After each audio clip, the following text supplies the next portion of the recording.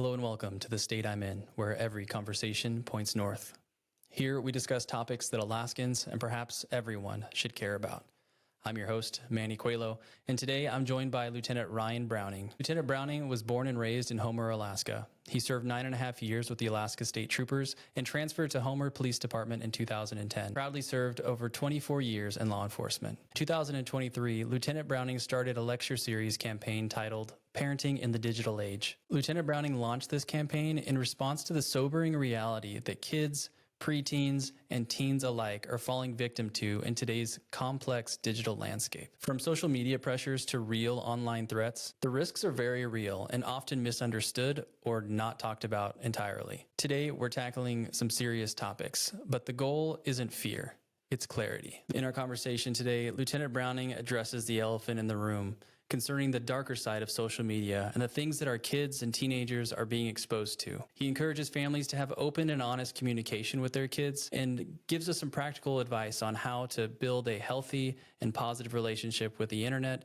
and the devices that our kids use. We'll discuss open and honest communication between parents and their kids and how families can build a real plan for safe and healthy media and internet use. As a parent myself, this conversation was invaluable. I left it feeling more equipped, more aware, and more confident in how I guide my own kids in navigating their relationship with their devices, with the internet, and with social media.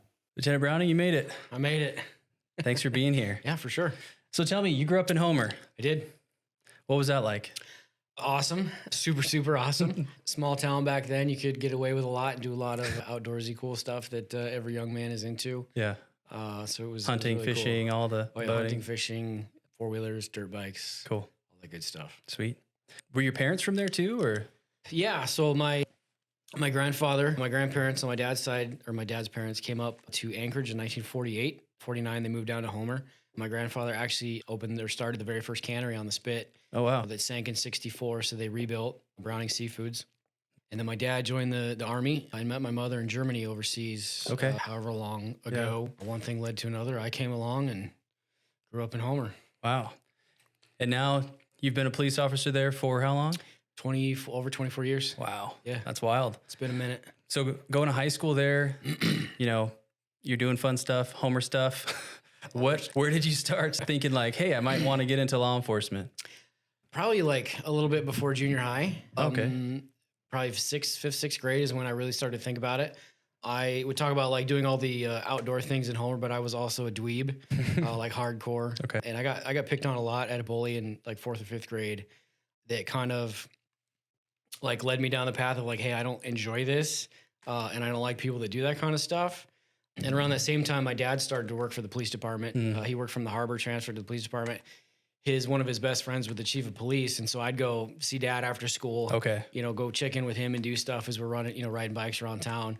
Got to know some of the cops and hear their stories and figured out, holy cow, there's a job out there that like would actually pay me to drive fast and like help my community. So I was like, sign me up, you know, at a young age. And I had some plans before from high school because you got to be 21 to be a cop. Okay. I had plans that fell through, didn't work out. And then I actually got hired with the state troopers literally right when I turned 21, my first application process as a wildlife trooper.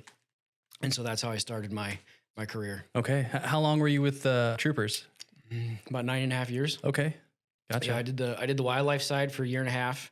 And then Trooper Hans Rowley got shot and I decided I wanted to be a blue shirt, go catch real bad guys, my opinion. So I transferred over to the blue side, did that for 6 months and then came back to Homer in 2003. Okay. And then I left the troopers in 2010 and joined Homer PD, which is where I've been since then. Gotcha. So. What's that story with the trooper that got shot? He was actually responding to, it was a rolling DV, domestic violence. A guy had chucked his wife out of their car, had I think 2 or 3 kids in it, and got home inside. And Hans went to go, contact him, and the dude just wound up shooting him through some T-111 siding, and that was that. So wow, that's wild. Sad deal. Yeah. So you grew up in Homer, police officer in Homer. Any unique benefits or challenges to that? Of like, hey, like I babysat you. I knew you as a kid. Yeah, right. There's got to be some good things to that. Maybe some challenges. I don't know. Benefits: knowing the area, knowing the people, and everything like that. Challenges: definitely arresting people you went to school with, you grew up with, people you thought were very good people that turned out had some Gotcha. dark sides to Okay. them, which is pretty normal. So, and that's law enforcement in general, right? Like, you never really know people, and you see the darker side of humanity that you don't necessarily want to like believe is out there all the time. But honestly, man, like I actually arrested more people that I went to school with as a trooper in Palmer than I have as a Homer PD cop. Gotcha. So, Okay. but most people are cool. Like I got a job Yeah. to do, and we try to treat people like people and fair and how we would want to be treated. So it hasn't really been an issue. Gotcha. Cool. So Homer's a great town. We've lived on the peninsula now for 5 years. We drive up a handful of times a year between, kids sports. My wife coaches soccer, so she runs up there for soccer. They just went away a few days ago just to walk the beach. I wish I could say we did some like really cool, like unique Homer things, but we're basically tourists there in the summertime. Like we go to the Spit, Captain Patty's, Harbor Grill, spend way too much at Alaska Starfish Company, that kind of stuff. Is there any, because this is Alaskans listening, is there any like secret squirrel spots that you like, or maybe not too secret, but people should check out when they're down there?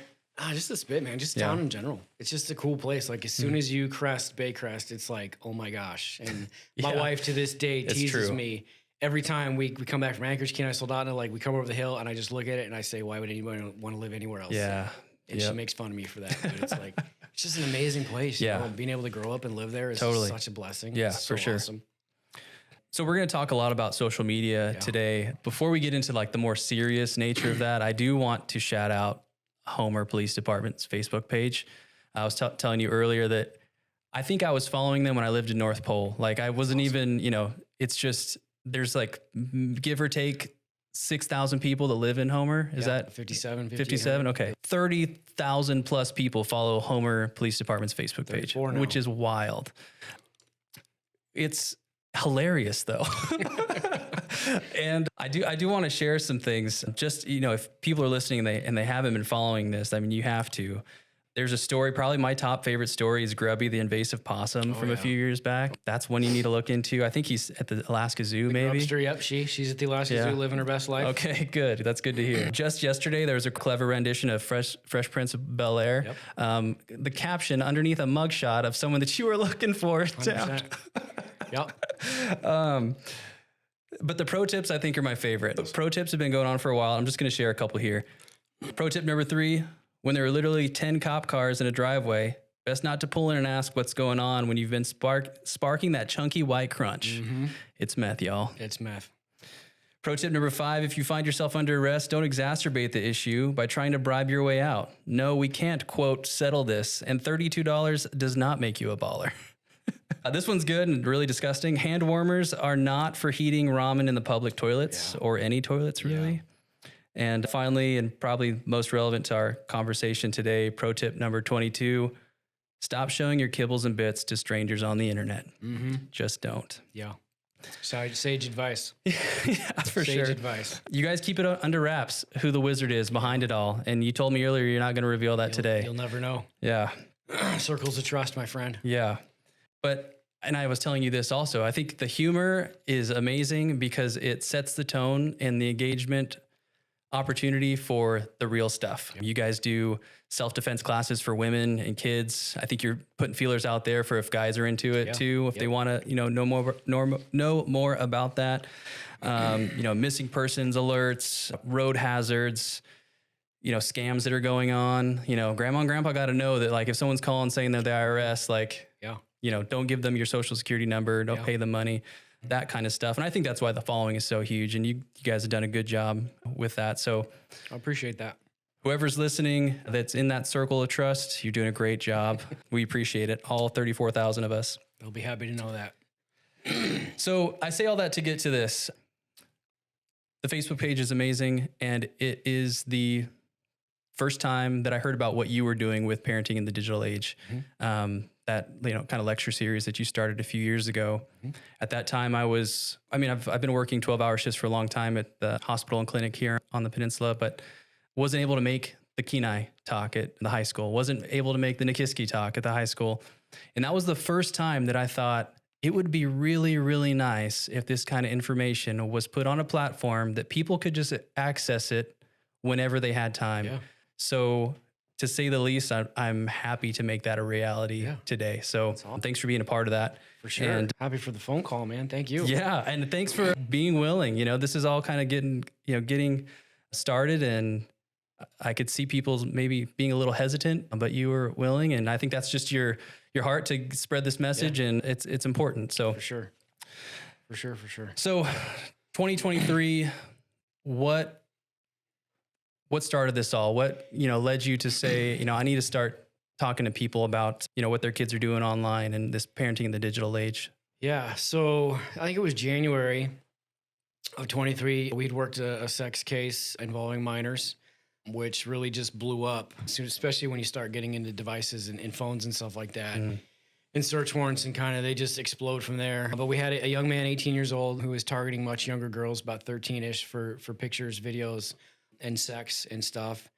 And we knew that there were probably other victims that might not be able to connect, or family that could connect a face to a name, right? And so we threw it up on our Facebook page. And honestly, we just kind of sat back and saw the comments that started happening on it, in the, people talking about this stuff.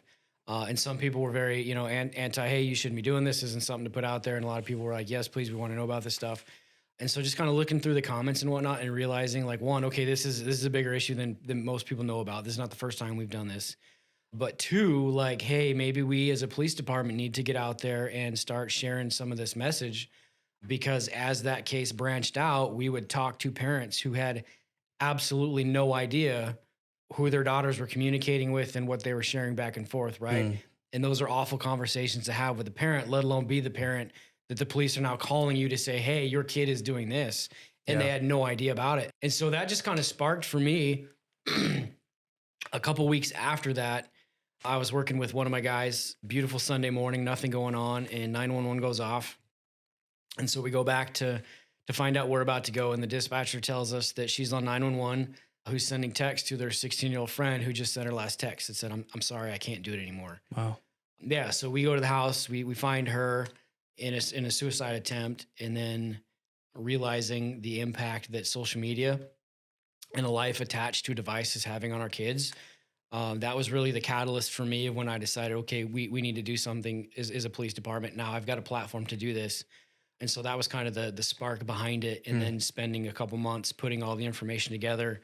Because I wasn't sure how it was going to go, how people would receive it, or if anybody cared or even wanted to listen to it. And so tried to come at it very objectively with a lot of information for parents about, hey, this is what's going on. This is what you need to know. Here's some things that might help you, and here's some resources for you. And then kind of put that presentation together and, threw it out there and had my first one. And I had about 90 some people, awesome feedback, and it's kind of gone from there. Yeah. It kind of makes me think of what you were saying earlier with, you see people on a day-to-day basis, but there's dark things happening that, we have no idea about. You see that in law enforcement, healthcare workers see that, there's all these professions or specific professions that really get kind of keyed into some of the darker things going on in society. Yeah. And I could see it being kind of intimidating to put that out to the public and be like, hey, let's all come together in the same building and talk about some of these dark things that are going on. Yeah. But it sounds like the response was pretty positive. I'd say 98%. Yeah. I mean, there's a few people that, call me, I have comments like, oh, you're not an expert. You're not a counselor. What do you know? And I'm like, okay, well, I might not have a fancy degree, but I would argue that I have a PhD in like real life humanity and realism, and sharing my experiences and the things that I've seen through it. So it's been really, really good. And then also on top of that, like after every one, I have parents come up and talk to me afterwards, email me, call me, which really helps solidify what we're trying to do here and how important it is. So I hope to continue to be able to do that for folks. So when we talk today, what age groups are like we looking at? Like you mentioned, these 13-year-old girls. Yeah. I don't know if you mentioned the other girl from that story that you just. Oh, she was 16. 16. Yep. So like what age group are we looking at here? So, I mean, when it really comes to like the cops getting involved, and I think the biggest impact is probably 12 to 17, 18-ish. That's kind of their 12 to 15, 16.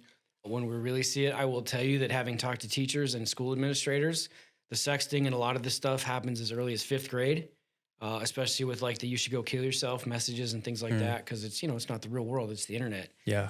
but it is happening. They're seeing it in 5th grade, and they don't necessarily know what they're saying, but they're starting those behaviors. But I think where it really starts to impact kids and have on their anxiety and their self-belief and whatnot, probably that 12 to 16, 17 range is where we see most of it. So do you think this is like a nationwide thing, or, you know, is it worse here? Is it better here? Or is it just everywhere that this stuff is happening? It's worldwide. I mean, I can tell you about the statistics. It's a hard word to say. The statistics for Alaska. Yeah. But it's a nationwide problem. You know, if you've heard of the book, The Anxious Generation is kind of what sparked the school district now to start pulling cell phones from the buildings and classes and whatnot, is one of the things that they use. And it's a worldwide trend, and something that we don't talk about enough that we absolutely should. Yeah, for sure. So I grew up, I'm 37. I always forget how old I am. It's terrible. 37. I remember MySpace, Facebook gaining popularity in, I want to say high school. I don't know if I remember it in middle school. I had a little Nokia brick phone that had Snake on it. That was about the most trouble I could get in. You know, I was playing Snake instead of listening to my teacher talk, you know.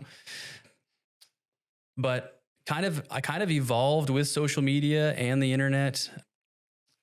I remember being exposed to pornography, you know, in high school for the first time. Yeah. I remember Napster and LimeWire, like all this, you know, pirated media that all of a sudden was just like available and out there, and like, oh yeah, you just go to this website, you download this, and boom, you have access to this media. Yeah.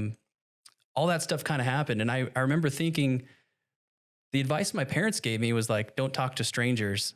Yeah. Who's a stranger? How does that equate to like the digital world? Because also AOL chat rooms, a lot of people probably remember getting on chat rooms, MSN, you know, AOL, Yahoo Messenger. You're talking to your friends, but I remember specifically talking to people I had no idea who they were. Yeah. That's kind of what I grew up in, and thinking it like, man, that was so long ago. I can't imagine what kids are experiencing now, especially with AI and stuff like that. And we can get into that later too, but it has definitely evolved. And I think my parents were probably just figuring it out as they were going along. And I think there's probably a lot of parents out there right now that are figuring it out as they go along. Yeah. So I think it's good that we have some, you know, some real life experiences, you know, from your perspective. And I'm sure a lot of people listening have, you know, experienced something maybe similar with their own kids. I know that when I first heard of what you were doing, I was evaluating, have I had these kind of conversations with my own kids? Yeah. You know, I have an 11-year-old daughter, 7-year-old son, and I think it's really important to talk about. And I say that to say, can you talk about the challenges that maybe today's kids are facing, but that we as parents may be underestimating or have blind spots? Man, so I am almost 46, so I remember life before all of this stuff, right? I remember like the Atari when it came out, and the Nintendo. Yeah. Like, that's how old I am. In fact, the iPhone didn't come out until I was like, 9 years into my career or something like that. But I think that one of the things I don't think parents quite understand is the global reach of the internet, right? If I give my kid a phone, I'm not giving them access to the world. I'm giving the world access to my kid, 100%. And they don't have the mental capacity or the emotions to navigate that world safely or responsibly, right? Unless we have these conversations with them. Yeah. And so and particularly for kids today, right? Like if I meet somebody on a gaming platform and I start a relationship or a friendship with them, right? Like they're my friend, even though I've never met them in person, right? I'd still consider them my friend. And we look at like the dating world now for adults, how many relationships start via Match.com or Tinder, you know, or whatever those of people that build those relationships or have a relationship quote with somebody they've never even met, right? They think they do or whatever. But one thing I like to tell parents who maybe your age or a little bit older is when you and I were kids, the people that shaped and influenced our lives were pretty much limited to school, church, friends, sports, neighborhood kids, and how far you could ride your bike, right? Like those were the people that influenced us and shaped us. Nowadays, if your kid has an iPhone or pretty much any device, they will have friends, quote friends, and influences worldwide at any time, and they might know, right? And so I ask parents, and I think this helps, is like, you have social media? Yeah. You have Facebook or Instagram or whatever. Like most of us have some social following where we either have people that like us, follow us, or whatever, right? And so I ask people, how many friends do you have? Over 100, over 200, over 300, over 400. Usually around 600 or 700 is where I start losing people. But I like to ask, okay, out of those, let's say you have 200 or 300 followers or friends on Facebook or Instagram or whatever, how many can you put a face to a name, to a memory that you even know that person? And we share so many details of our lives with somebody that I honestly probably wouldn't even say hello to you in the grocery store, right? Right. But I'll put it online because it's easy for me to do that. And our kids are, 10 times worse than that, right? They have a thought, they got to tweet it, they got to put it out there, they got to Instagram it, Snapchat it, whatever. Yeah. And it's human nature. It's they want that connection, right? We want people to like us, we want people to follow us and laugh at our stuff and share those things. But I don't think that parents quite understand the gravity of that, of what their kids are putting out there, and two, like the neurological aspect of that and what it does to a developing childhood brain. Sure. Because the cell phones, these things are literally little slot machines that are designed to keep you It's coming the way they're back. engineered. Yeah. Exactly. Yep. And the pull that they have, and if you don't believe me and your kid has a device, take it for a couple of days and just watch them, melt down city. Yeah. And I think that's probably the biggest thing is parents just don't understand how addictive they are and how addicted their children are to these. Yeah. I was listening to something recently, might have been Andrew Huberman. He was saying that he read something or talked to someone that when their phone was low battery, they felt connected to that. Like they were feeling the anxiety of like, oh shoot, my phone is dying. Oh, yeah. Like I need to plug this in now. Yeah. Like it was an extension of them. Yeah. And in a lot of ways, that's what these app developers are hoping for is that it is ingrained into who you are, for all of the, purposes of advertisements and monetary gain that they can get out of it. Yeah. It's wild. And we will get into kind of some of the recommendations that, that are being presented as far as social media and kids and when that age is appropriate, if there is a specific one that is. Yeah. What are the big digital threats to our kids today? Online enticement and sextortion. Okay, so how do we look at the biggest, right? We can argue that the sex stuff is the scariest, right? And I think probably most parents would agree that that's their number one fear, right? The guy in mom's basement that's going to talk their kid into doing something crazy that they would never do. But that other piece of it that we don't talk about is you just mentioned the addictiveness of the device. And what does that do to somebody's brain as an adult and their attention span and their need for instant validation and gratification. Yeah. So which one of those is bigger, right? Yeah. And then the bullying aspect of it, is in there too. So it's just there is a whole world that opens up when you give your kid a device. And there's a cost that comes with that. Yeah. And as a parent, raising two kids, my son is 20, almost 21, my daughter's 19, seeing that, from some of myself and then listening to other parent stories that talk to me about the things that they've gone through is like, man, I never even would have thought of this when my kid was little. Yeah. Right. Because you can't imagine what this would do or the long-term effects or consequences when you haven't seen it. Right. And so if you're a new parent or you're thinking about having kids, like, let's get some education and, ask some questions before we do this. Yeah. There was a story that Homer PT shared a couple weeks ago, maybe it was last month, but it was a recent article. It was published in USA Today. Let's see. It was a couple teenage boys in the lower 48 that had fallen victim to what they called financial sextortion, which ended in suicide. Yeah. Can you talk about what that is when you say sextortion and the tactics that these predators are using? Yeah. So sextortion is when I try and talk to somebody into taking either photo or video of them performing a sex act. So when we're talking about children, we're talking about masturbation generally. And how this generally works is kids will meet somebody on a platform, whether it's through a gaming platform or whatever. So Roblox is one of the most popular ones. Xbox, PlayStation all have some capacity to actually talk to somebody, somewhere in the world, or Instagram, Snapchat. And these people will start a age-appropriate relationship, right? So technically, if they're trying to reach out to a 13, 15, 16-year-old boy, they'll pretend to be an age-appropriate girl, right? 13, 14, 15, 16-year-old girl. and they'll start a conversation. They'll build that relationship over time. This isn't just somebody talk to my kid in 5 minutes and got them to do this, right? They will spend the time to build this relationship with these kids and friends. And particularly if you've got a kid who comes from divorce or things are rocky at home, right? Yeah. Those kids are looking for other kids with those shared experiences. And these people know that. And so they'll spend the time, they'll build that relationship online. And then they'll send, hey, this is me. You know, here, it's a stock photo or a photo that they have of a pretty young girl, right? Here's me. Let me see what you look like. Oh, this is cool. They'll do that. Oh, here's me in a tank top. What do you look like? Here's me without a shirt on. Let me see you. And, you know, I remember as a 13-year-old boy, like Hormone City, right? Yeah. Like,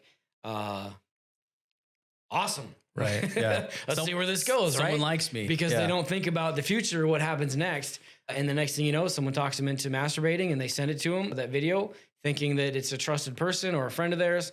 And then they get an email that says, hey, I need $500 in Home Depot coupons, or I'm going to send this to all your friends and relatives in your contact list.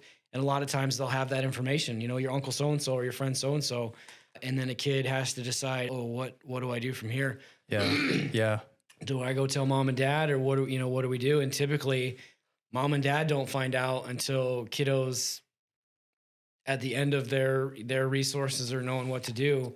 And a lot of times even past that don't, and suicide is the only way out for them. Right. Yeah. That's wild. And it's not okay.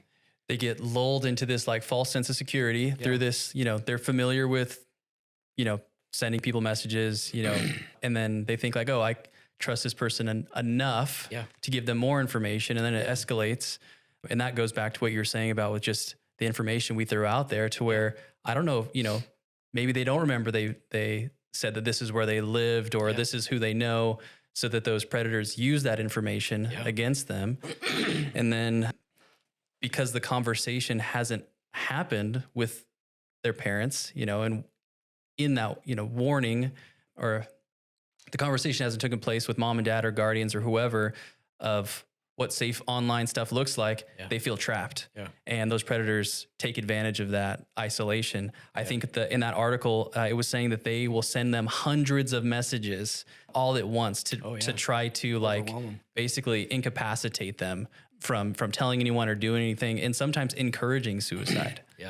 And to add to that too, I think we all think of like the people that do this are like the creepy dude in mom's basement, you know, somewhere, this old guy, whatever, that's got issues. But there was a case 2 years ago that the Anchorage FBI office worked as part of a worldwide ring. And I got to talk to the FBI agent whose case it was. And what she told me was absolutely bananas to me. So this started as a 21 or 22-year-old Bangladeshi dude who was doing this.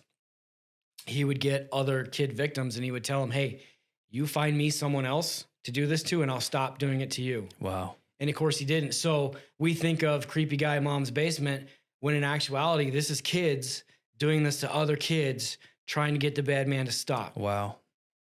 How's that for blowing your mind? That's wild. Right?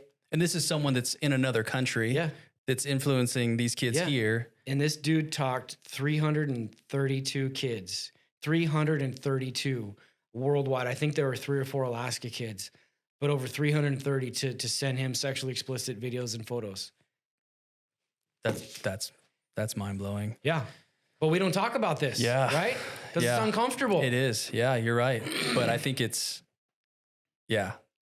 huge. And it needs to be discussed, because social media, the internet, it's not going anywhere. No, it's not. You know, I don't think anyone thinks that, oh, things are just progressively getting better and easier as we progress through this life and society and how it develops. If anything, it gets different and it gets more challenging, and it takes more of an active role in it. Otherwise, you're at the end of a text message thread with a stranger and you feel like there's no hope. Yeah. And that's a wild place to think that you could be in, you know, that these normal kids, you know, those kids in that article, I mean, football players active in their communities, you know, but it's no joke how these people isolate them just like that. Yeah. And I think parents also need to understand that kids are no different than us as adults, right? And I would say probably most often, if not very often, how somebody presents to their friends and family is one way in person, but how I am behind a screen and a closed door is often very different. Yeah. Right. And I think parents need to acknowledge that, like, yes, our kids are little hormone machines and they think about sex nonstop. and that they absolutely can do it, fall for that stuff. But not just that, but it's like you and I talked about it at lunch here. It's normal.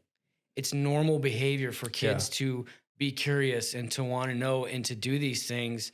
And if your son takes a picture or video masturbating your daughter, like, we just got to acknowledge that's normal stuff. That's normal human behavior and not shame them for that, right? The issue is maybe us not doing on a digital platform, but like this is another thing. But like, we don't want to shame our kids into thinking like there's something wrong with them for having done this act, because whether you want to acknowledge it or not, it's normal. It's how we're wired, right? Right. Yeah. And I think it's Hormones important for parents to remember that hey, our kids, they're human beings with human being emotions and hormones and feelings too. And let's focus on this issue that, hey, you can talk to me if this happens, not, oh my God, you did what? Yeah. Right. Yeah. After I read that article about those kids in the lower 48, I had that conversation, like, so my daughter's 11, and I think it's important that you approach this, age appropriately. You're going to talk to your 8-year-old differently than you talk to your 16-year-old versus your 11-year-old. My daughter does have Roblox. She does play Roblox. And I think about that often. I'm not familiar with Roblox. It's a whole different world for me. Yeah. And it started making me evaluate, like, okay, how much do I know about this? Do I know who she's talking to? Is she talking to anyone on there? Yeah. But the reality of it was that we didn't really talk about, like, if a situation came up where you felt uncomfortable, trapped, worried, any of those emotions because someone was, crossed a line or you felt scared. I want you to know that regardless of what happened, you can talk to me. Yeah. I would rather you talk to me and us have a conversation than you to be afraid of, admitting that you did something that was wrong or that you knew was wrong. Yeah. So that's huge. And I want to find out how you approach parents. So you have this, you've done this talk with kids and parents in the same room, right? Oh, yeah. And you've actually encouraged that, as long as, maturity level, that you've kind of put out the warning, like, we're going to talk about real stuff here. Yes, we do. What's the feedback that you've got on that? Very positive. So when I first started this, excuse me. You're good. I just wanted to have a very raw conversation with parents and let them know, hey, this is what's going on. This is what you need to be aware of. Like, let's just rip the Band-Aid off and let's talk about this very real stuff. And after the first one and the second one, the most feedback I got was, I wish my kid would have been here to hear it, because now it's not just coming from mom and dad. It's coming from somebody who has had these experiences and knows a little bit about it, right? And so then we said, okay, let's start bringing kids. And that has probably been the most feedback I've got is parents telling me, I'm so glad my kid was there, because the conversation we had on the way home is one we've never had before, right? And opening up those lines of communication and doors to be able to talk about this stuff, that it's not so taboo. Like, yes, people, this happens a lot. It's okay to talk about it and do it. And so parents having those conversations with their kids, that it's not so weird now, right? Because who wants to talk to their 13-year-old son about masturbation? Right. It's not normal. It's uncomfortable. And it's even worse if you're the kid that your parents trying to talk to you about it. And so the earlier we can start this with our kids, the better, in making it a normal stuff, normal conversation. Yeah. And being part of their lives and normalize it, right? Because we're humans, we're driven by sex. It's biology. But starting younger, and I actually went to a parenting presentation a couple months ago from someone who is a professional in this, and he said 5. 5 is when you want to start having these open, conversations and making it normal that your kids can come talk to you about this really hard stuff. Yeah. And it takes time and persistence to build that relationship with your kid, and the ability and willingness to want to do that too. Yeah. But it's so important, man. Yeah. And 5 years old, I mean, kids are, I didn't grow up with an iPad. I didn't grow up with, like, Cocomelon and all that. I had my own equivalents, I guess. Barney, I don't know, but Barney wasn't on an iPad. He was on the TV, and mom and dad are in the room, we're all watching it, suffering through it. But now, kids younger and younger are getting access to, devices and then getting good at using them. Yeah. So it's like, I don't know if there's any studies out there, like, now that my mind is in that space, I'm like, curiosity is at all ages. Yeah. And, and then you think about people using it maliciously. Yeah. I think I remember, this was years ago, there was some thing happening on, like, these kids YouTube channels where people were, like, hacking into these kids YouTube channels and then just putting, like, I don't remember if it was pornographic or scary but like interrupting in that kind of way. And you're thinking, like, oh, well, I think my 5-year-old's, watching, some kids show on Netflix or YouTube, and now all of a sudden he's getting exposed to this stuff. Oh yeah. It's, I mean, even beyond that, if your kid has a device, they're literally 2 clicks away from any free porn wherever with no restrictions and nothing to stop them from looking, right? I mean, even if they're looking for something that's non-pornography related or sex, at some point in their feed or Google search, it's going to pop up. Mhm. That's the world we live in right now. yeah. And it's just out there. The word proliferates. Yeah. Proliferates. Our world. Yeah. You know, it's crazy. So I think it was last summer, the U.S. Surgeon General, Dr. Vivek Murthy, called on Congress to require warning labels on social media platforms for concern of their effects on young people's mental health, similar to the type of warning labels that are mandatory on cigarette boxes. So do you think that this type of, and I don't know what happened with that. Like, I don't know if it's happening, if it's in the works, but do you think that type of warning would accomplish something? Not one tiny bit. Was it Australia? One of the countries, I think, just legislated something like that. Is it a good idea? Maybe, maybe not. Is it going to stop people? No, because even I know the risks of digital device and cell phone. I let my kids have them, right? And I don't think it's something that we can ever legislate our way out of. One, how do you enforce it? But two, it's just not going to matter. For me, I think it starts with parents being parents, which is one of the hardest things. Yeah. Is to get parents to be parents. But having those open, honest, and often conversations with our kids, you can put all the warning labels on your kid's still going to do what they're going to do, right? Like I was one of those kids. You could give me the training, explain to me the bad things, show me all the photos, whatever, and I was going to go do what I was going to do. And a lot of kids are that way. So we can put all the warning labels we want, but it really comes down to me, in my opinion, is parents being parents in that role with their kids and trying to educate them and have that conversation and understanding too that, yeah, your kid's probably going to do something stupid. Right? Yeah. But let's not make them feel like A, a criminal, or B, like there's something wrong with them for doing it. Yeah. Because it happens so much to so many kids. Yeah. That was one thing too that I just want to go back to the isolation. You talked about that and what it does. There's been a couple of things that as I've been doing this for a couple of years now, that I never saw coming. And one of those was the amount of 18 to 23, 24-year-old women who have called me and said, hey, I heard about this. I went and saw it.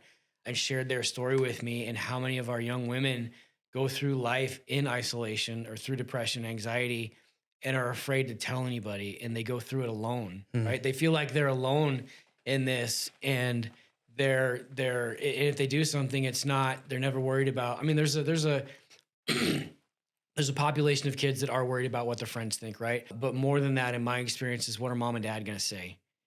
And they don't tell it because they think mom and dad are going to freak out, or they're not going to know what to do, or they're not going to want to say. And so these kids hold this stuff inside and they go through it for years, like alone. Yeah. And that's just not okay, man. It's sad. Yeah. Yeah. We were talking about this earlier too, like as far as those recommendations, the warning labels, how much good that could actually accomplish. And I think, society in general, and it varies on your perspective, but I think when things get hard or uncomfortable, we look for the government to try to fix the problem, to make it easier on us. And we see that with everything from, putting the responsibility on, healthcare agencies, education, law enforcement, like, oh, well, law enforcement needs to do better so that, this outcome happens, or education needs to be better so this outcome happens. But there isn't a whole lot of emphasis on the home life, on the conversations, on the parents. And it's funny because that's where it all starts, is in the home. And I know that there's, we all kind of grow up differently and have different beliefs, and that's fine. And this is America, and that's wonderful that we can do that. But having a solid home life where kids know that they can trust their parents, and where parents are taking an active role in their kids' lives is huge. And not just parents. I mean, this is guardians, aunts, uncles, cousins. If you have kids in your life, I feel like it's a tribal effort to have these conversations. So maybe if you don't feel comfortable talking to mom or dad about it, you have somebody in your circle, whether that's a teacher or someone at your church or some community group, a coach. I think it's important that trust is established, across the board for sure. Yeah. You would be amazed. You would be amazed at how many times somebody in a family will call us because the kid's out of control, to the point they're calling law enforcement to come help them. And the issue is generally a gaming platform or a digital device. We'll say, hey, be a parent, take the device. Oh, I can't do that. They'll be mad at me. And it's like, that's your job, man. Like, welcome to the trenches, come on in, be a parent. Like, it's hard, but it would honestly, man, like, we laugh about it, but I cannot tell you how many parents have looked me straight in the face who just called me to come help them fix their problem. Yeah. And when I say, hey, let's try this. Oh, no. I can I can do anything but not that, right? Like, I can't take that device. That's the issue, man. Yeah. Like, wow. I can't, it is more than you would know. Yeah.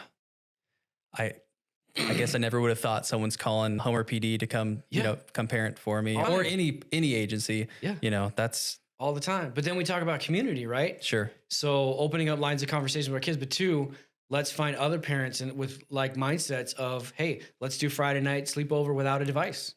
Yeah. And I'll bet you would see kids wanting to come do that because they want to be kids. Yeah. They want to do cool stuff and fun stuff, but it starts with parents that are willing to say, okay, we're not going to do this. We're going to turn them off and we're going to provide this, right? And it goes back to parents being parents. Yeah. And having a support system. What are some of the signs that you might see in your kids that would kind of be a red flag of, hey, maybe something's up? That's a tough one. There's a lot, like isolation, hiding their time. If they're having meltdowns, if you take a device, whatever, and they're having meltdowns over little things, if they're not sleeping a lot, they're kind of pulling themselves away, if they're nervous all the time. And it's not just like something you're going to see overnight, right? And I have my presentation, I don't, but I have a whole list of things. And all of the parents who have been through it are like, oh my God, I saw all of these. Looking back in retrospect, we saw all of this. How did we miss it? It's not a flip switch, right? Or a switch flip. Yeah. It's a slow degradation of behaviors that become normalized the more time they go on. But then when you look back or you step back, you're like, oh my gosh, we've got some issues here. And so just being aware of that, I would say probably the secrecy in that, or just on a device like all the freaking time, are probably the top ones. Okay. So there's, I think, easy interventions and more difficult ones. And I think you talked about with collaborating with other families that are maybe like-minded family friends on how to address this, with collectively, if you have a family friend and kids want to get together, like how you can do that through that community effort. I think there's some other options that might be easier, but maybe less effective. And I want to get your opinion on those. And I'm thinking those parental control apps that are out there, like for kids' phones, like how beneficial do you think those are? Do you have any that you recommend, or are they totally bogus? Like, what's your opinion? I mean, so if you're asking me my opinion, something's better than nothing, right? I think I take a different perspective than a lot of people do when it comes to this kind of thing. So is there anything wrong with getting third-party monitoring? No. I don't know anything about them. I've never researched them. I think that, and the reason for that is this stuff changes so fast, right? The landscape, the platforms, the digital media, whatever, like tomorrow is going to be something different, and it's hard for them to keep up, right? Because like Instagram, if you have an email, you can have up to 5 different Instagram accounts per that one email. And my understanding is some of the platforms, the third-party monitoring, if like you're logged into one and it doesn't know about the other 4 and they switch, it won't give you any notifications until those other 4 accounts. Oh, I've never played with it, but that's my understanding of it. For me, I think it's great, but if I can get involved in a kid's life and teach them to sail the ship safely and responsibly, then it doesn't matter what comes down the road, right? Yeah. The VR, the whatever the technology is next.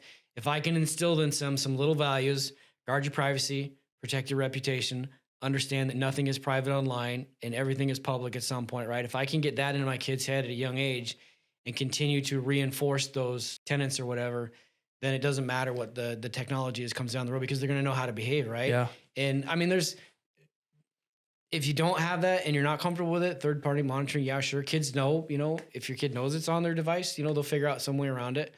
I've heard of one called Covenant Eyes that just takes screenshots every once in a while, so your kid never knows when it's going to go off. You know, which I think is more of a deterrent. We're not necessarily teaching them why they shouldn't be doing this stuff, right? It's just, if you look at porn, you know, I'm going to get a screenshot and you're going to be in trouble. Versus, hey, let's talk about why this is not okay, or why we, maybe not even okay, but why this is why we shouldn't do this at this age, or you know, whatever. These are our values, or our family values, and things like that. So for me, I go back to parents being parents, and being involved in your kid's life, and making this a routine conversation. Hey, do you know any about this stuff? Have you heard about this? Do you know anybody going through this? Right? What would you do if this happened to you? You know, what would we be able to talk about it, and just making it real? You know, in a very often thing for our kids. And I think, again, I go back to kids understanding or knowing that they can come talk. They're going to make mistakes, right? Kids are kids. They're going to make mistakes, but they need to know they can come talk to mom or dad or whoever's in their life and help navigate some of this stuff, versus mom and dad are just, you know, watching me all the time or whatever. Yeah. If that makes sense. No, that does. And I think about if we can do that in every area, not just with the cell phones and the social media, but kids playing sports. Hey, if you mess up, you know, it's not the end of the world. If your grades are bad, I'm not, you know, I want you to do better. And this goes for all things. I want you to do better, but it's not the end of the world if you don't hit the standard that I think you should, or that maybe you want to. We all make mistakes. I also think of, you know, just parents being parents. It's like we start our kids when it comes to them driving. I think you can get your permit at like 14 years old. Oh yeah. And we start teaching them then. You know, we don't just give them the keys one day, but in a lot of ways, that's kind of what, listening to you talk, that's what we're basically doing is, you know, you have an 11-year-old, and you're like, here's this phone. Yeah. See you later. Yeah. Like with no training. Like maybe they say like, oh, you know, don't talk to strangers, like my parents told me, but it's so much bigger than that. Go ahead. I was just, it's just, there's not a training, but like there's a lead up to the, hey, here's the keys to the car. We're in this together. It's learning about it. It's, you know, what are the risks? What's the, you know, what are safe ways to do this? What are situations that could come up? And then what do you do in that? Like, it's very much like learning to drive a car. I'm sitting here smiling because this is what I tell people. Okay. Right. Like this is for me, what triggers like this for people. Like, what do you have to do to get a driver's license? You got to start with a permit. You got to take a road test. You got to show that you can drive. You got to take a written test. Some of us a couple of times, right? And then you get your driver's license or your provisional license. And we spend all this time teaching the kid just to drive safely, right? Because who would hand their keys to a 12-year-old and say, here's the rules of the road. Here's how the car works. Go to Anchorage and have fun, right? Nobody, because that's crazy. But how many of us will give a 12-year-old one of these and say, hey, don't be stupid. Come talk to me if you have problems. And that's it, right? So we spend all this time teaching kids how to be safe behind the wheel of a vehicle and showing us, right? Showing us that they can be safe and proficient. But how many times do we have a conversation with one of these? And I will tell you, as 24 years as a cop, one of these can have a far greater impact on your child's future in life than if they get stopped by somebody dressed like me, or they get a ticket, if they get a crash. Even if they get arrested for DUI, right? That sucks. There's consequences to it. But it doesn't generally change the trajectory of somebody's life. Whereas if my 13-year-old son now has a video out there and somebody's tormenting with it, and his only option is to take his own life because he can't tell me about it. Where's the conversation with that? Totally. Right? Totally. Sorry, I just took a left turn there. But that's exactly what I'm getting at. It seems like a no-brainer. And the reality of it is some of us are bad drivers. You're gonna have a kid that has a device, and you're gonna be like, "Look, Jimmy, I thought you could handle this, but maybe not. Maybe you're not ready yet." And I think that's okay to do. I think parents are kind of under the pressure of convenience. I know I am. So my daughter's 11; she doesn't have a phone yet. Thankfully, my wife is at the school that she's at. And so, like, as far as getting to and from school, like mom's always there. But it is the temptation of like, hey, when she does sports, it would be really nice if she had a phone so I can make sure that she's getting there okay. So there's the convenience is tempting as parents to be like, it's easier for me if they have a phone. There's like Life 360 app, where they can see where they're at and stuff like that. But it's so much more than just location. Your kid, you can know where your kid's at, but you have maybe no idea what's going on. And I know that for me, I would feel a lot better if these conversations were happening, if the, the train up, for lack of a better term, of them getting their phone. There was a process in place. It was intentional. Yeah. I think I would feel a lot better if that took place. Yeah. So what is your advice to someone that's like, let's say they have a 16-year-old, their kid has had a phone for the last 3 years, and now mom and dad are listening, grandma and grandpa, someone that cares about them is listening, and they're like, how do I approach this now? Get involved. It's never too late to get involved and set rules, regarding it and make it an open conversation. So like, just to give you a little bit about my story and what I went through. So my kids, like I said, my son's 20 now. My daughter's 19. My son comes from a broken home. His mom and I divorced when he was really little. And he came up to move with my wife and I in 6th grade. And back then, Amazon Kindles were the rage, right? So we thought we'd get our kids the Amazon Kindles for Christmas that year. And I would try and instill like some love of reading for my son. Like maybe before bed, he'd start with comic books or something. Well, that never happened. It wound up being like, kids Netflix before bed. But we didn't know what we were doing, right? We knew, hey, there's probably a negative side of this. So he'd come home from school. We'd give him his Kindle. He'd go up to his room, disappear, come down for dinner. And then in the room, I think we had 9 o'clock, was like devices off downstairs, nothing in your room. You don't need to go to bed with it. And so they would do that. A couple months into this, I start getting texts. My phone starts blowing up from his mom. And she's like, hey, Ryan, so-and-so, you said he doesn't have a phone. And I'm like, he doesn't have a phone. Well, he's on Instagram right now. And I'm like, what are you talking about? He doesn't have a phone. Like, I know he doesn't have a device. And so we go back and forth and I call him down. I'm like, hey, this is what your mom says you're doing. And, oh no, Dad, I would never do anything like that. And so give me the Kindle. So I'm looking through it and we set it up. We did all the parental things, right? All the notifications, all the alerts, we locked everything down. Like, he can't see this. And I'm looking through it. I'm looking through his deleted stuff, all this stuff, mind you, because I know how to do some of this at work. And so I give it back to him and I go to bat for him hard. And I'm like, listen, I don't know what you're talking about. He doesn't have a device. One, he doesn't have Instagram. Like, I don't know what to tell you. Then she sends me some screenshots of his Instagram account that I don't know about. And I'm like, well, one, why didn't you lead with that? But two, like, obviously somebody's hacked him account, because I know he's not doing it. He's upstairs. Yeah. So we go back some more and I call him down and I'm like, all right, look, kid, your life is about to significantly change here unless you're honest with me. And I don't remember what it was we figured out, but what he was doing was he figured out how to delete my profile or get out of my profile that he was into, create his own profile in the Amazon Kindle, download Instagram through an account that he had through his mom's email. On the Kindle? On the Kindle. And then when it was bedtime, he would delete it, he'd wipe it, he'd go back to my profile and hand it back to me. He was 12. Wow. So you will never outsmart, well, you might, but like the normal person isn't good. He was 12, man. Yeah. I had no idea how he did that. And so you give him a device, like have rules and all this stuff. So one, even if your kid has a device, don't let them go to bed with it. Number one, they don't need it. They need that restorative sleep. They don't need the constant pull of the phone because they won't turn the notifications off, right? Yeah. They need that constant validation and bringing back to the device. So it'll just keep going off all night. They don't need it. They need to go to bed. And also I would consider blackout times and times away from a device. And one of the stories that I really like to tell parents that I have also heard from other parents is, so my son, he came back in 6th grade. Every summer, Dad, I want a phone, Dad, I want a phone, Dad, I want a phone. Nope, no way, no how. And finally I told him, look, when you're old enough that you can buy a phone and you can pay for the plan, I'll let you have one, right? Because if he had $1 in his pocket, he couldn't spend it fast enough. And so I figured we'd never cross this bridge. Well, he did. I think he was 16 and a half. I'm a man of my word. So I, let him have his phone. He paid for the plan and my son disappeared. He was always on his phone, right? He'd go down to his room. He was always worried about, bad moods all the time, like instantly just a little jerk and never happy and always wanted to be in that phone. Like you try and pull it. So whenever he would do something to piss me off or he'd get in trouble, I'd take that. And I love taking it, right? It was a great negotiating tool. Yeah. But we'd take it. And every time, and I've heard this from several parents, the first day I was always the worst dad in the world, right? Like, oh, you suck, blah, blah. And I'll be like, whatever, you're going to get over it. 2, I was still an awful parent, but I wasn't the worst in the world.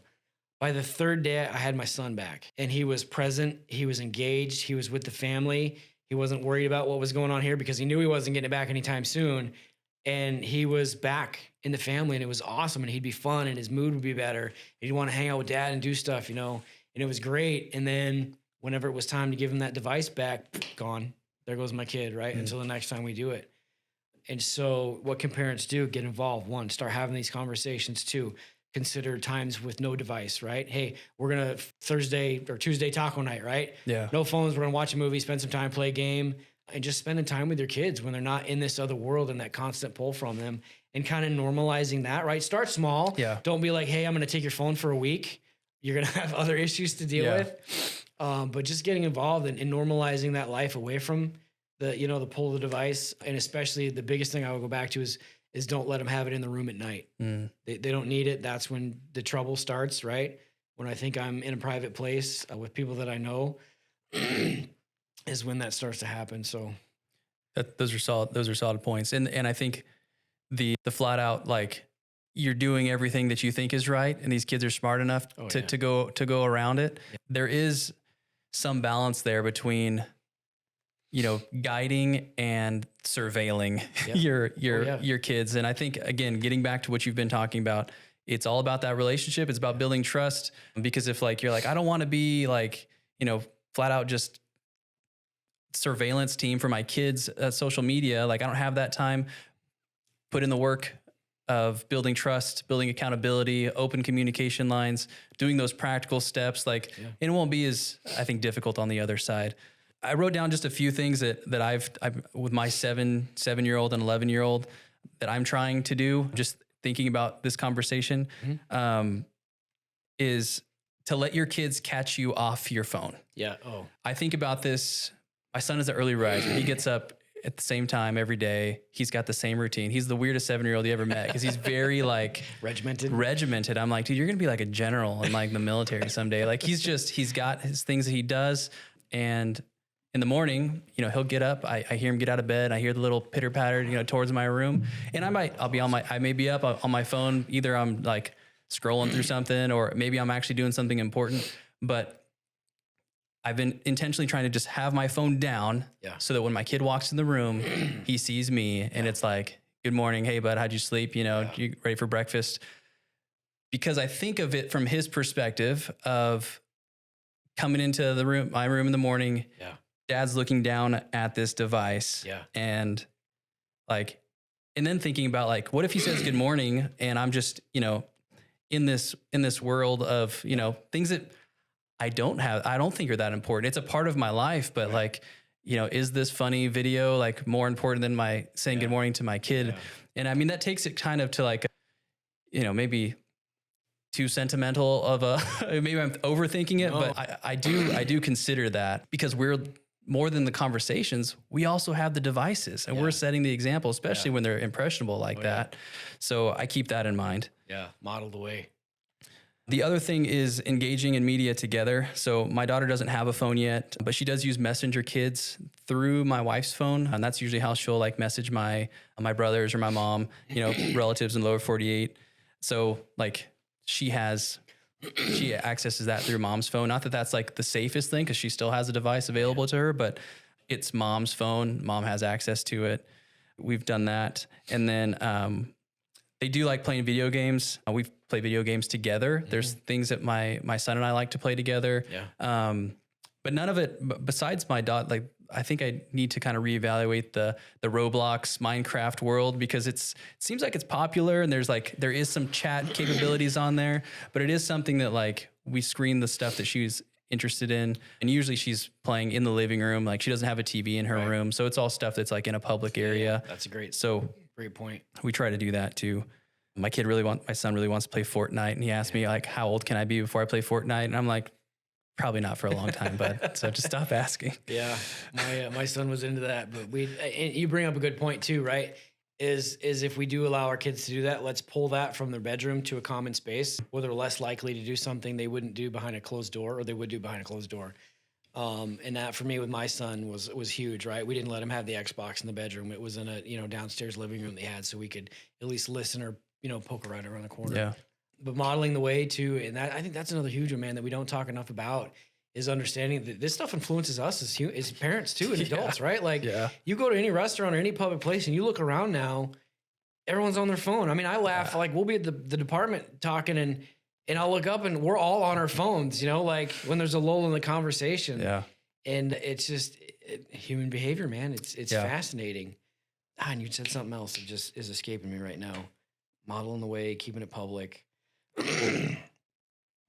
It'll come back to me. That's all good. I did send you a clip earlier this week, which you'd already were familiar with the author. It was a video of Jonathan Haidt. Oh, yeah. I don't know if that's how you pronounce his last name or not, but he's the author of The Anxious Generation. You mentioned that earlier. Yeah. He was talking about collaborating with other parents if they want to change their kids' media consumption. So he said kids are more likely to respond positively if they're doing fun things with other families that are also unplugged. Yeah. And that makes perfect sense to me because I could see the intimidation of like taking your kid's phone. But if you're like, hey, we're going out with your friends, people that you enjoy, with these other families that, we've got to know, we're going to go, either leaving the phones at home or throwing them on airplane mode or something. Yeah. And we're going to go flipping on the river, or we're going on the boat, or we're going camping, we're going to the lake. Yeah. And anything. Everybody is going to be unplugged for that. Yeah. And then just thinking back to what you said about getting your kids back. Now you have your kids, that you know and love and know, who they are in that truest form because the devices are gone. Yeah. The social media is gone. I got to take a picture of this or do that or, be in the moment. Yeah. Right? Be in the moment. Life. Yeah. Yeah. It's huge. In going back to community, right? And finding other parents or people that have similar beliefs to you to pull our kids out of this stuff. Mm-hmm. And they're out there. I know they're out there. Yeah. But one of us has got to be the bravest one to say, hey, let's try this. Right. See how it goes. So, yeah. So now let's kind of get to the next level of, all the things that we can work towards, all the things that we should be aware of. What do you do if you think your kid has, fallen victim to a cybercrime? That's a tough one. As a cop, I would like to tell you, call law enforcement, report it, make a report of it, this, that, and the other. As a parent, I understand that can be an incredibly difficult decision to make because do I know what law enforcement is going to do with it? Are they going to treat my child like a criminal or are they going to treat him like somebody that needs some resources and get them some help? Right? So that's a huge thing. And secondly, these cases can be, especially if it's from somebody out of country, very, very difficult to get anywhere with, right? They're time consuming, a lot of search warrants. Smaller departments like us, oftentimes don't have the resources to follow these things through. So we'll kick them off to the FBI or whatever.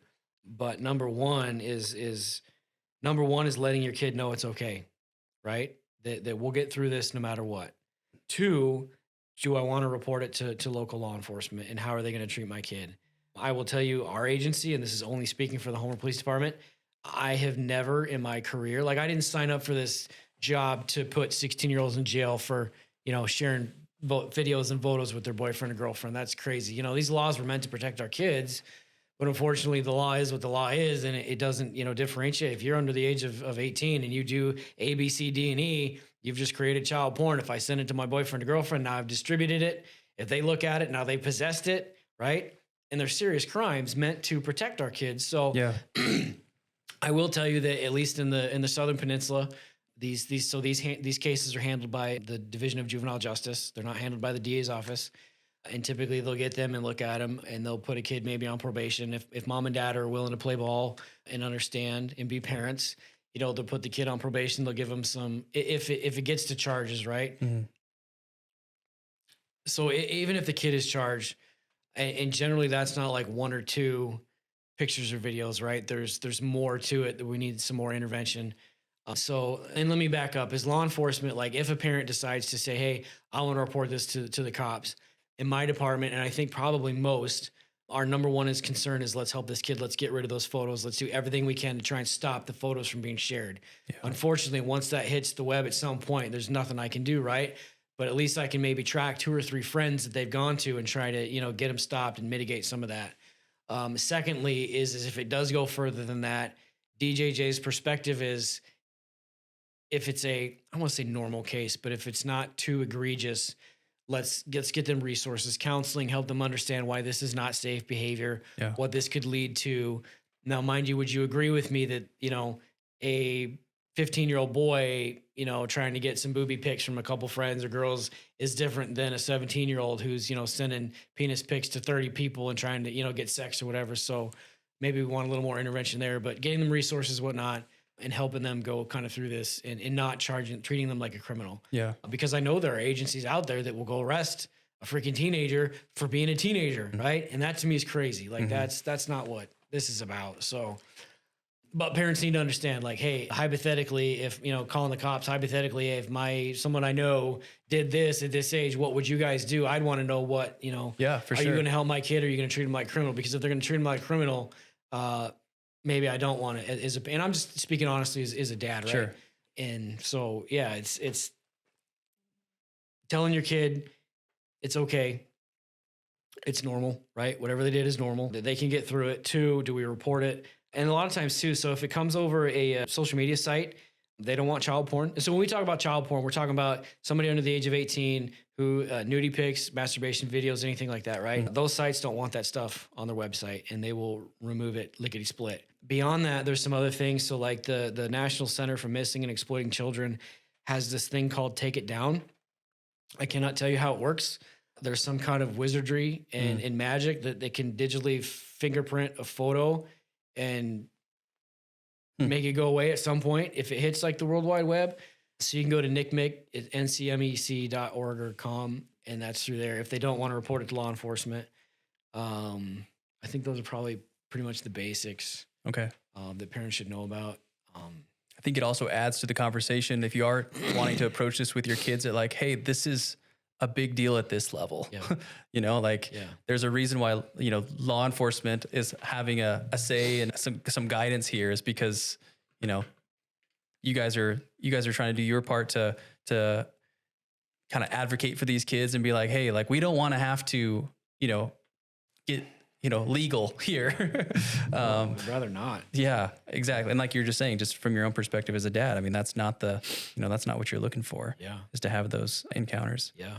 You mentioned something about sharing, like, pictures being shared, the child porn stuff. I feel like I've seen recently in the news where now AI is like, now people are taking pictures of people that are on, friends and then getting AI generated photos of them that are doing like sexual acts or that are sexual in nature and then distributing those. Yeah. That probably fits right in, even though it's AI generated, that's also probably a big deal, right? Yeah. So we had a case, it's funny you mentioned that, 7-8 months ago, of a couple of junior hires. I think they were 7th or 8th grade that were using, a readily available AI program, taking class photos of their female classmates and now putting naked bodies on them.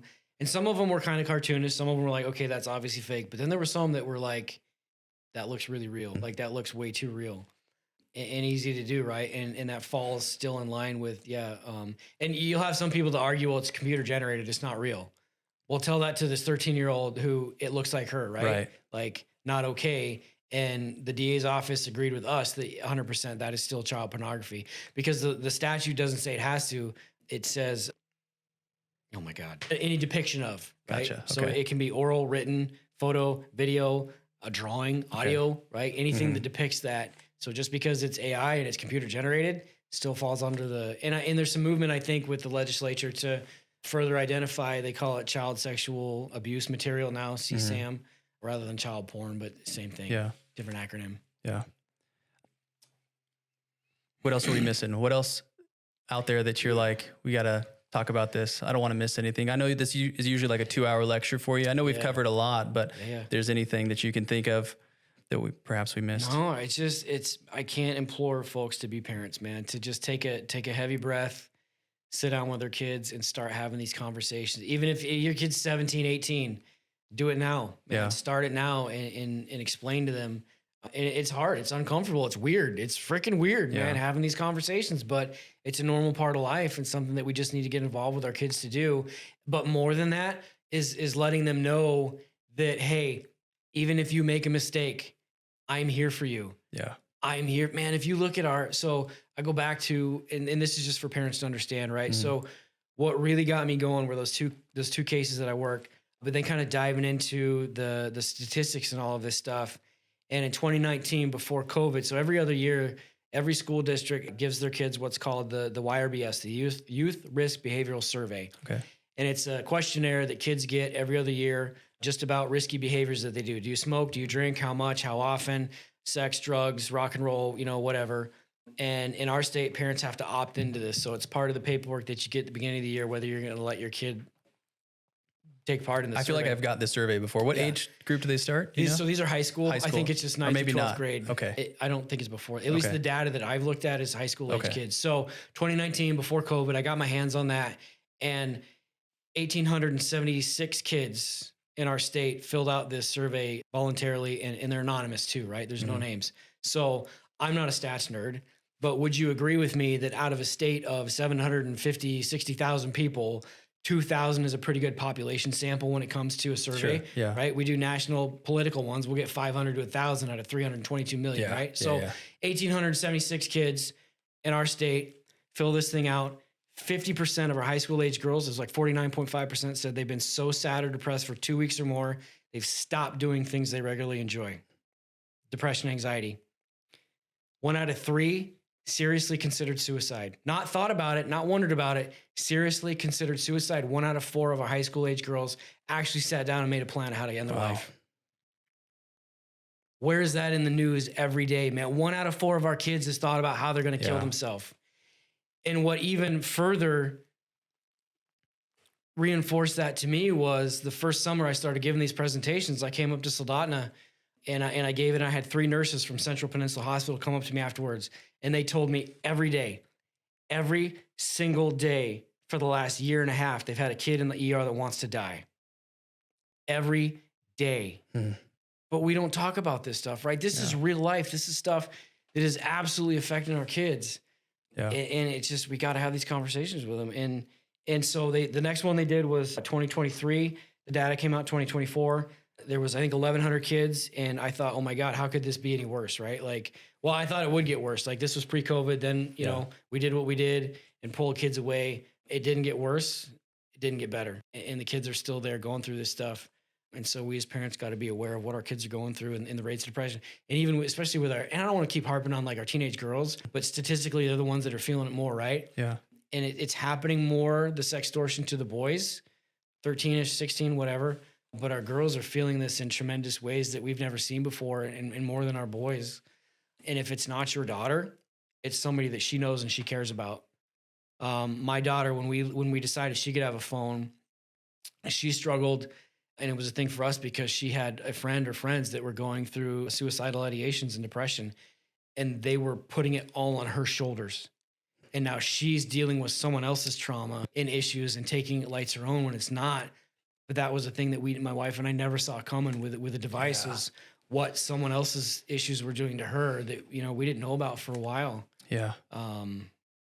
Sorry, I feel like I just took a left turn. No, you're good. I want to talk about that mental health aspect because it's no secret that we're like, as far as depression, suicide, Alaska, I think swaps places with like Wyoming or Montana, like every other year as like the highest rates per capita.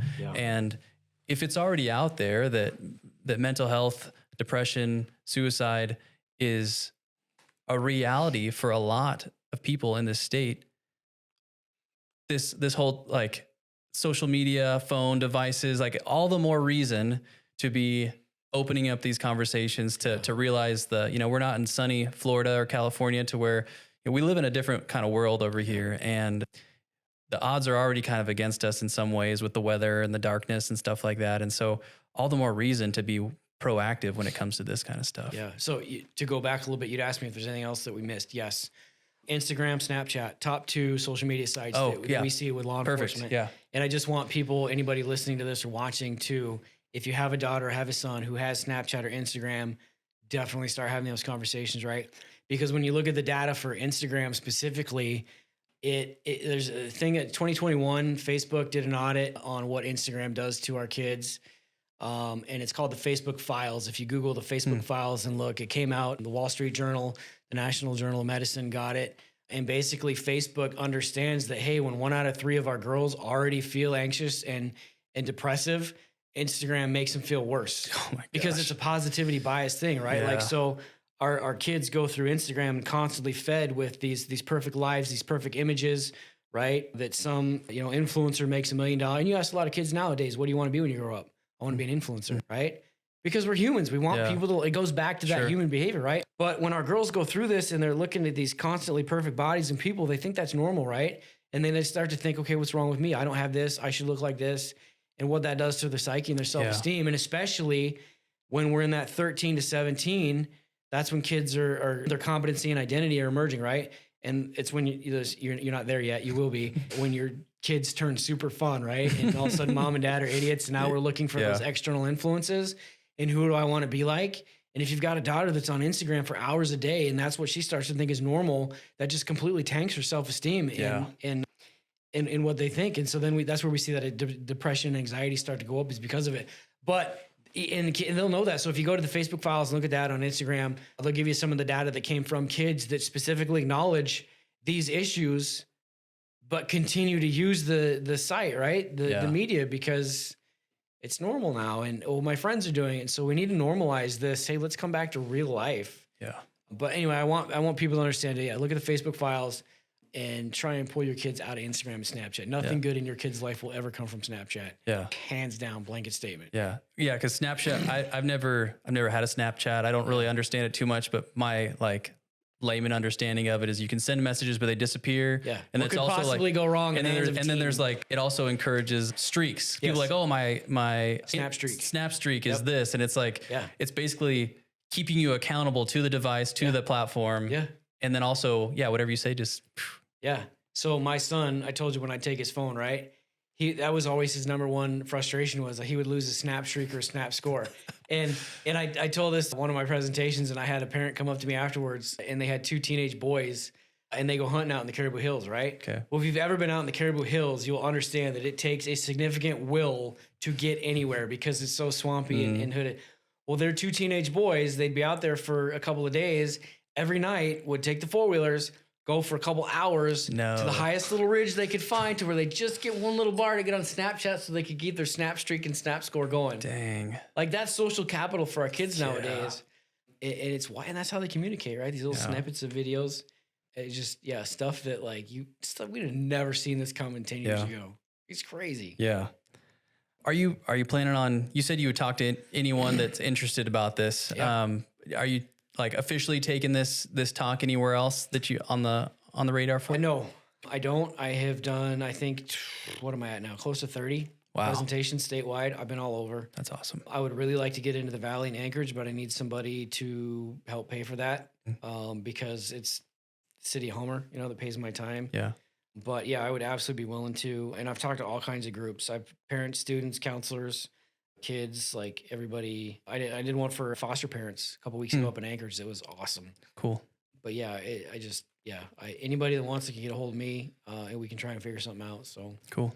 Is there any, I know Homer PD does a good job of sharing this type of information. Is there anywhere else where parents or teens can go, resources that you usually share? Yeah. So the NCMEC, National Center for Missing and Exploited Children, has some good stuff. There's another one also that I like called iroc.org, IROC2.org. Richard Gary's his name, and he wrote a book called Public and Permanent. Okay. Which are kind of the tenets that I share with people. Guard your privacy, protect your reputation. That's his stuff.